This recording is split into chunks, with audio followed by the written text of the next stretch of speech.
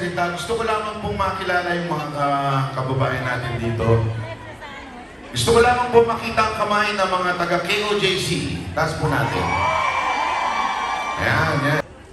Naming mga banateros, ang tunay na mga pangyayari sa loob ng KOJC.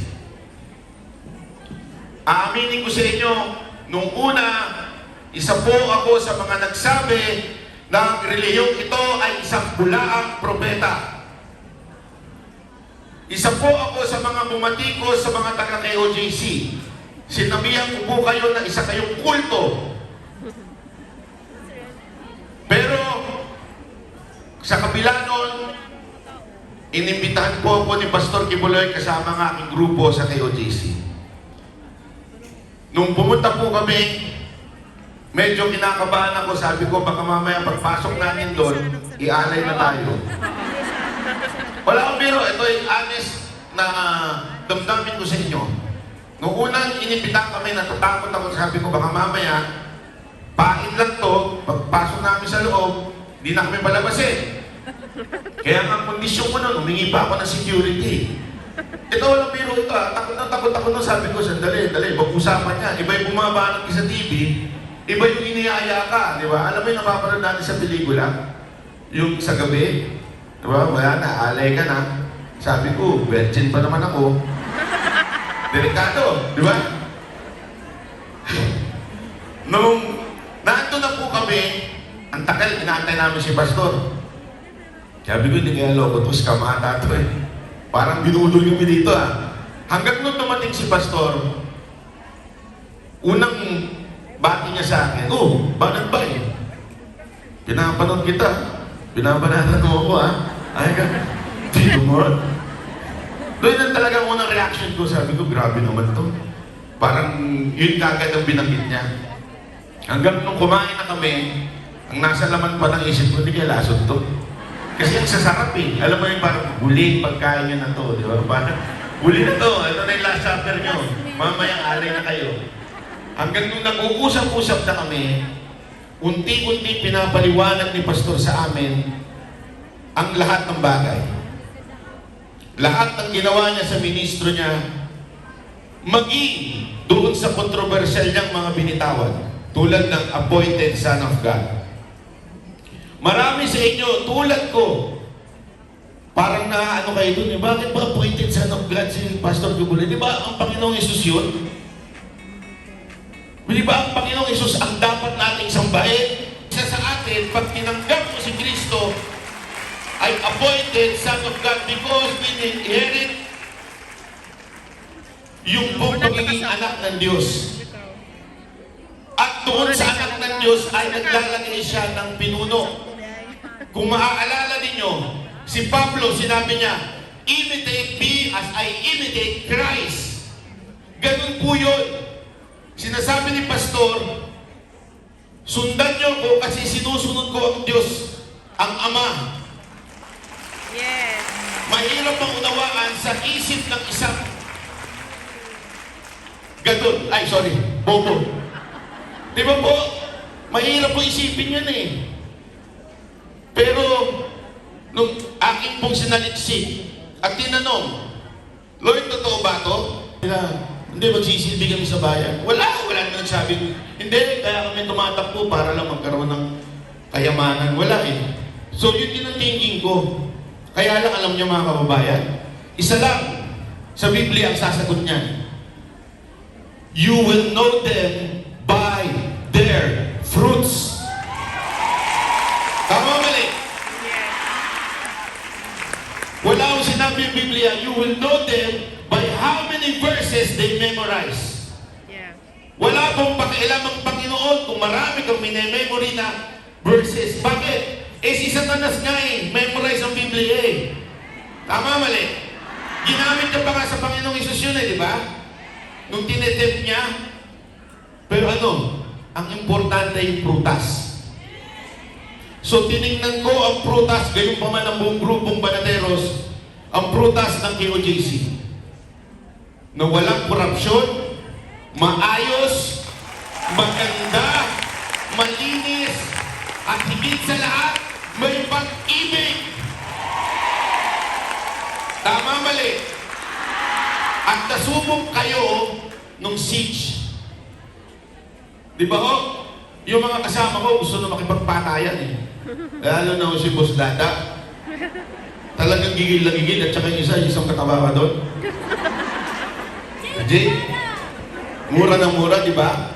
Hanggang to the point na pinagkamalan na nga nila ako yun. Nakakapagtakang kasi alam niyo hindi ko anong sinasadya yun ha, na nagkasakit po ako nung araw na yun. Kasi marupok po ako eh. Ay, gano'n. Totoo po, maasakin din po ako. Sila lang yung nandun, pero ang tatapang mo nila. Palay ang bulong ni Ma'am Hana sa kanila, huwag ka, relax lang kayo ha. Relax lang kayo. Kasi nga, gigil na ho sila eh. May dala ng ice pick yung isa doon, no? Pero ang mga taga-KOJC, minahal nyo. Pati po yung prayer mountain, napakaganda. Yung patakaran ninyo, lagi yung tinatanong sa akin pag hindi kilala si Pastor, paano ba naging mayaman yung grupo na yan? Sa totoo lang, di ko rin alam. Yan di ba yan, o? Paano isang grupo makakagawa ng ganito? Tama. Alam niyo sa totoo, isa lang. Pag walang korupsyon. Yes. Aminin natin, hindi naman po KOJC ang pinaka-dominant religion sa Pilipinas. Pero paano nyo nagawa to? Lahat kasi kayo eh, binibigay nyo, at yung pinuno ninyo, hindi binubulsa. Kaya mga kababayan, hindi taga-KOJC, mainggit naman tayo sa ganito. Mainggit naman tayo sa leader, the honest. At alam nyo, nitong mga nakarang araw na dumadalaw kami kay Pastor, pinapaliwanag niya sa amin yung mga plano niya. Alam niyo reaction ko? May tama talaga to. Hindi, walang biro ito, diretsuhan na ito, being honest. May tama itong tao na ito. Bakit? Ang dami niyang gusto mangyari. Parang presidente ang dati yan. Bakit? Ang dami niyang gusto mangyari. Pero pag sinaliksik mo, nangyari na eh. Gusto niya linisin ang buong Pilipinas. Eh, ginawa na rin ganun eh. Kailan nagsimula? 2008 ba yun? Hindi lang niya ito sinasabi. Ginawa niya na.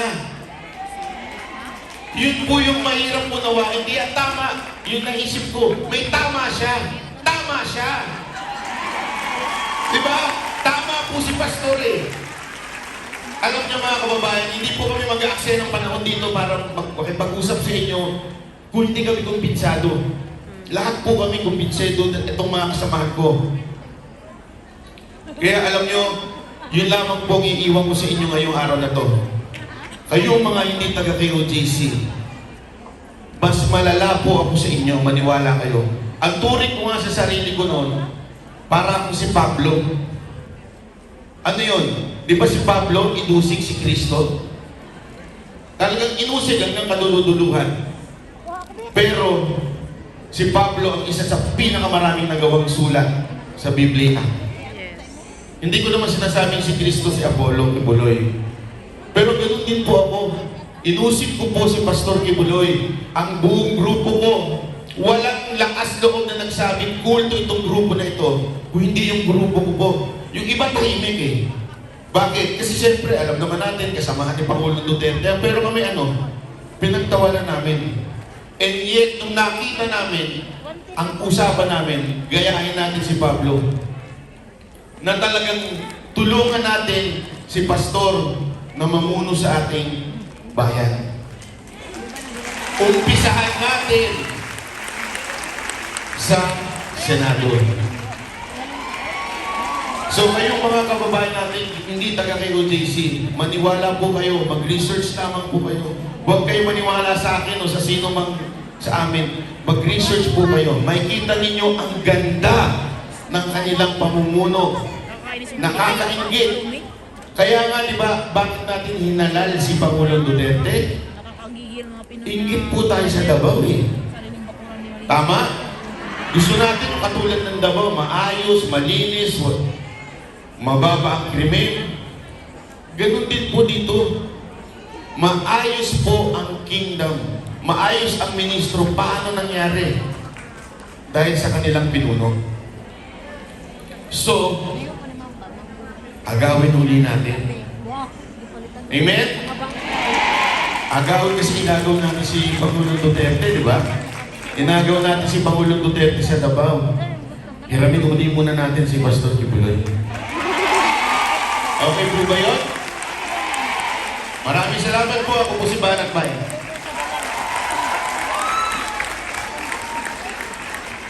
Maraming salamat, Sir Banatbay, sa iyong mensahe. Praise the Father. Kami po sa Kingdom Nation, sinusukan po kami at lalo na lang ang aming leader, Pastor Apollo C. Kibuloy sa Rizal. Praise the Father. Singgit na dayot. Uyab ni mo Maricel.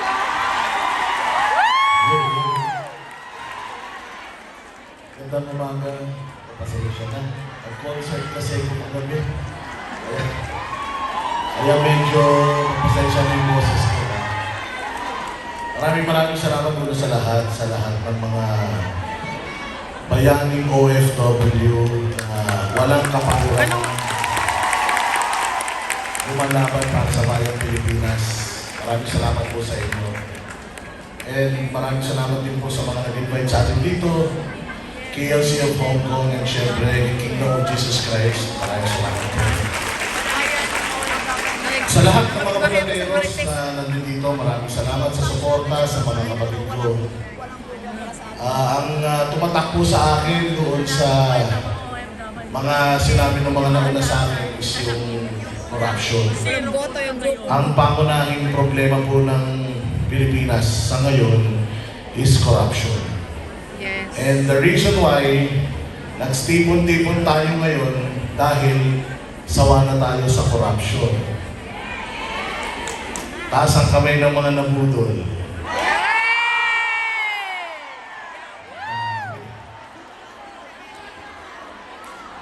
Budol, isa na ako niyan. Budol is real. Di ba si Tatay Digong wala gani ang gusto? Wala gani sa mga gusto. Wala gani ka naminaw. Holy Ghost siya. Oh. Diba rin, bakit ako? Kasi kayo nakinig kay Tatay Digong eh. Oh, may pagkakataon pa tayo. Yes. Nung sinabi ni Tatay Digong yun noong 2021, di kayo nakinig. Ngayon, meron si Tatay Digong request sa inyong lahat. Ito yung give up ko para Meron siyang na kandidato ngayon. Ang sama na. Tumatakbo bilang senador. At yun din po yung Ah, pag-asa natin para meron tayong VP Sara sa 2028.